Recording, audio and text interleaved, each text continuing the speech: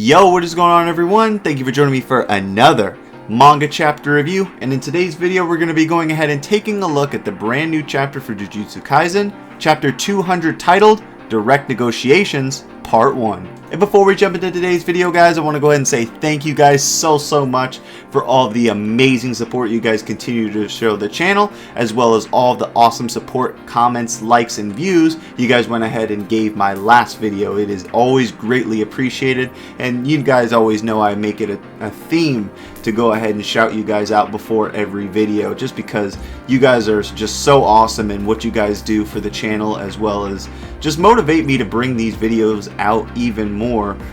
Just really motivates me and means the world to me. But yeah, guys, I'm definitely going to be bringing you guys a Black Clover chapter 340 review later on today, so please be on the lookout for that. As I stated in my previous video, we recently had a hurricane. I'm not sure if you guys are familiar with the recent Hurricane Ian. It came our way last week, so that sort of like messed up a lot of plans that I had for like video releases, as well as like schoolwork. So a lot of assignments that were due last week ended up being due this week.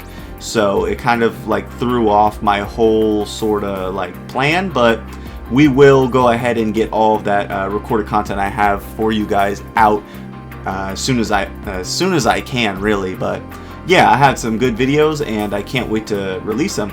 But if you guys are new to the channel and like anime and manga related content such as this, please consider sticking around and hitting that subscribe button, as I'll be bringing you guys even more content such as this in the near future. But with all that out of the way, guys, let's just go ahead and jump into the damn chapter already. Beginning chapter 200 off, we pick up with Yuji being told by Sukuna that he is the one that Angel named as the Fallen One from the previous chapter. Being completely blindsided by this shocking revelation, Megumi calls out to Yuji as Takaba asks if he's okay.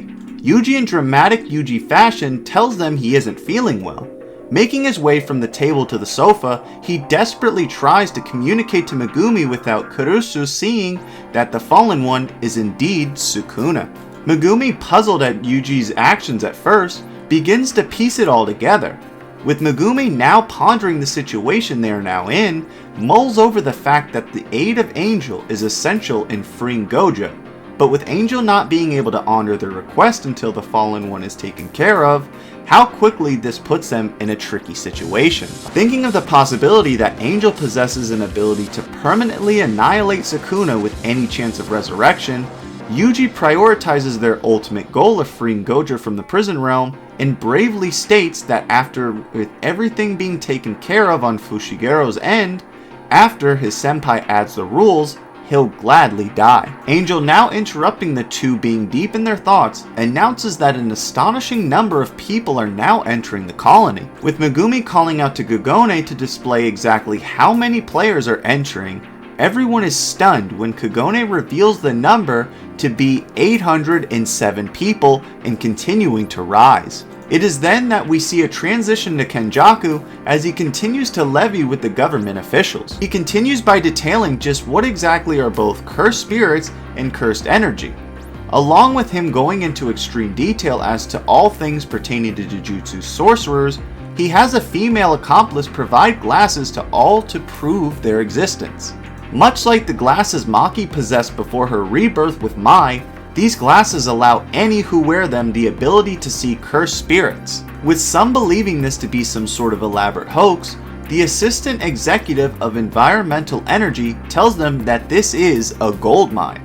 With Cyrus Val seeing the opportunities in harnessing cursed energy for fuel, he quickly becomes interested in Kenjaku's ideas so far. With Kenjaku reassuring the Prime Minister and his executive assistant that the cursed spirits bear no ill will, they believe him and they take a seat. It is then that Kenjaku tells them that what he is about to show them has been recorded by someone who has the cursed technique that allows them to see through puppets. The Prime Minister and his assistant joking about what they just saw being like a movie, Cyrus poses the importance of cursed energy as a clean energy source, even going as far as to state how the white-haired guy, referring to Gojo, could be powerful enough to power an entire country by himself. Ideas now running wild with all government officials, Kenjaku enlightens the Prime Minister as to a gathering that will come in November with a surplus of Jujutsu sorcerers. As the chapter comes to a chilling cliffhanger, we get a final panel of the Prime Minister realizing that Kenjaku is asking them to kidnap Japanese citizens for experiments. With this spine-chilling proposal from Kenjaku, we end the chapter on a question that bears a tremendous amount of weight. What exactly is Kenjaku planning by experimenting with these sorcerers? And how will Yuji and the others combat the overwhelming amount of new players now entering the colony? As well as, how will they go about exercising Sukuna in order to recruit Angel's help? And alright guys, that is going to go ahead and wrap up the chapter synopsis for chapter 200.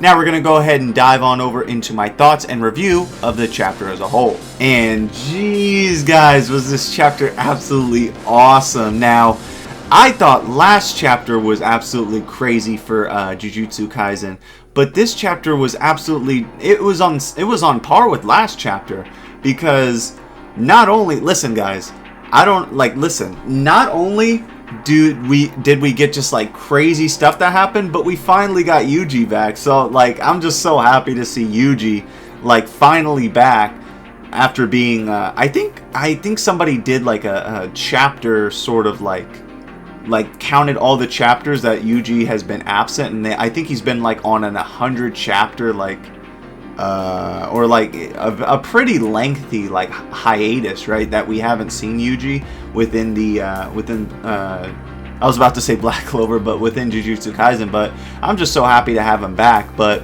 the way I like Gigi Akutami reintroducing him is almost like, you know, Yuji comes back, but he's like already in like deep like hot water, because now they're like Karusu's angel is telling them like, hey, okay, well, if you guys want me to undo the prison realm seal on Sotoro Gojo, I'm gonna need you guys to kill the Fallen One. And you know, from the end of last chapter, beginning of this chapter, we found out that the Fallen One is indeed Sukuna. Now, I'm very interested as how this is gonna happen. I have my theory that they probably aren't going to have to like completely kill Sukuna, because before Yuji sort of says like, you know, after my senpais gather enough points to implement the rule, like he'll gladly die, Fushiguro like says pretty much that like whenever Yuji goes to sacrifice himself, only half of Sukuna would disappear. So I don't know if they plan on sort of like tricking Angel by having Yuji die again, because remember at the beginning of the series when Sukuna took over Yuji's body and he like completely bodied Fushiguro, after that he killed himself, and then, you know, obviously he came back. So I don't know if that's sort of the way they're going to go. It is implied with Fushiguro like calling back to the moment he fought Sukuna and essentially killed Yuji and killed himself. I would almost like, if I was a betting man, I would say that's sort of a very likely scenario that's here to play out. I think as though they're going to sort of like feign a death by Sukuna and Yuji, and they're going to enlist the help of Angel to undo the prison realm seal, and then like, you know, once Gojo is like sort of freed and all of that, it's gonna be like kind of like a yep, gotcha, like Yuji actually came back to life and so is Sukuna. But that also puts them in a very odd situation, right? Because their whole thing with Yuji, even at the beginning of the series, is Yuji eventually wants to get rid of Sukuna. Like, you know, Sukuna, he's more trouble than he's worth, and he has his own agendas. So it's not like Sukuna is just this guy that, or this cursed spirit that is like, oh, well, you know, he's inside Yuji, but we want to keep him around. Like, no, they don't want to keep him around at all, because Sukuna is a big part of a lot of the, like, what went wrong within, like, the Shibuya incident arc, right? So it would not be wise to sort of keep Sukuna around. but definitely that is a very interesting question that this chapter as well as last chapters brought up that I wanted to go ahead and ask you guys, and I'm very curious to what you guys have to say down in the comments and what you guys think is actually going to play out between Angel and Sukuna in that situation. Now, diving into the sort of Kenjaku and the Japanese government officials sort of segment, I like this because it did feel very long since we got that we got the sort of like dialogue between Kenjaku as well as the government officials. I believe the last chapter we got that was when Yuji was fighting man, I forget his name, but he was the lawyer, right? When he was fighting the lawyer, I think that's when they sort of set it up to where Kenjaku was meeting with all of these officials. But I really think it's an interesting turn that the assistant secretary guy, Cyrus Val, he's sort of like seeing Kenjaku's proposal as like, oh, you know, we can use this sort of energy as the cleanest energy resource known to man to, like, you know, power Japan and stuff like that. So that's a pretty interesting sort of dynamic to go for.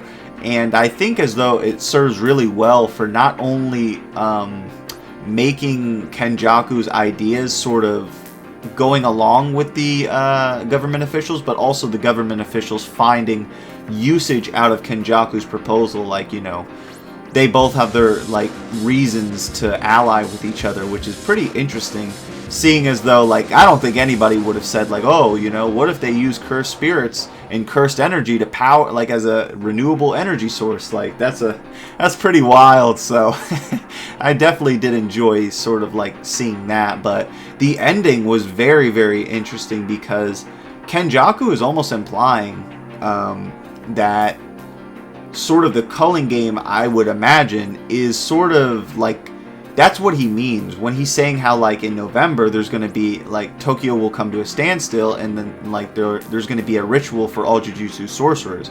I think he's sort of like saying that in terms of, like, the culling game, because the culling game is being a whole, like, sort of like ritual, I guess you can say, with a lot of Jujutsu sorcerers. So it's very interesting to see what Kenjaku has planned, because Kenjaku has a lot of, like, very, like, he's a very devious tactician in the sort that, like, you don't really know what he wants to, what he's going to do. Like, he has sort of, like, spun the whole idea that the whole Shibuya incident arc was the doing of Sotoro Gojo, and he, like, is making it out to seem like he's, like, a good guy almost, or not so much a good guy, but like an anti-hero or someone they should believe in. But I mean, I'm very interested to see what exactly they're going to be doing with Jujutsu sorcerers and, like, their experimentation.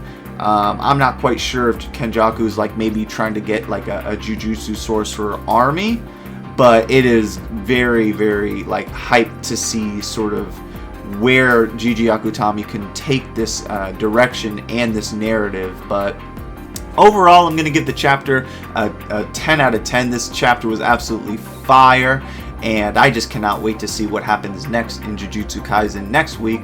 Man, I already can't, like, you know, with these chapters, you read the chapter and you're automatically thinking about what's happening next. But that's gonna go ahead and do it for me, guys. I hope you guys did enjoy today's video, and if you did, please drop a like for me. It greatly helps out the channel as well as the video. And if you guys did have any comments or sort of like theories you wanted to go ahead and put in the comments section, as always, please put them down in the comment section. I love reading your guys' comments, and I just cannot wait to see what kind of theories and thoughts you guys have about this chapter and what will sort of happen in these upcoming chapters. Definitely very, very hyped for Jujutsu Kaisen. And if you guys are new to the channel and like this video as well as anime and manga related content, please consider sticking around and subscribing, as we just recently hit 500 subscribers, and I can't even believe it, but we're like almost at 550 subscribers. So you guys are absolutely insane, and I just absolutely love and appreciate your guys' support. But that's going to go ahead and do it for me, guys. I hope you guys have a great rest of your day, and I hope to see you guys in my next video. Take it easy. See ya.